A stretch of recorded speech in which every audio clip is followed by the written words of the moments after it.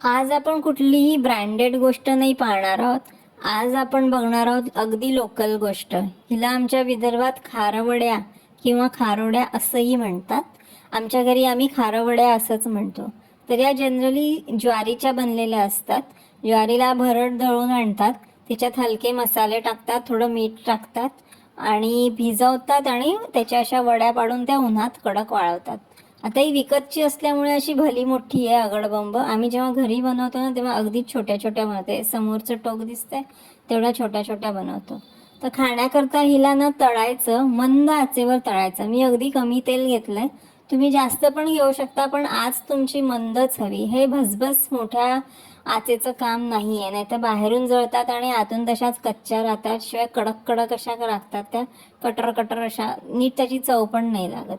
तर हे बघताय तुम्ही, त्याचा हळूहळू रंग बदलत जातो आणि तशा छानपैकी त्या ब्राऊन दिसतात. आणि सगळ्या या तळून झाल्यात आता.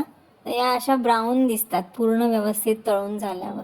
आता पुढची एक मी दाखवते तुम्हाला. ती आतून थोडी हिरवट दिसेल तुम्हाला, पण ती तळून झालेली आहे. जर तुम्ही मंद आचेवर केले तर ती आतमध्येपर्यंत शिजलेली आहे व्यवस्थित. मोठ्या आचेचं सांगता नाही येणार. तर आता खाताना ह्या तुम्ही अशाच खाऊ शकतात किंवा ह्याच्यावर हलकं मीठ आणि मसाला पण घालू शकता किंवा बारीक करून कांदा पण घालू शकता. मी अशाच खाणार आहे, मला अशाच आवडतात. याचं नाव लक्षात ठेवा, खारवड्या असं असे म्हणतात याला.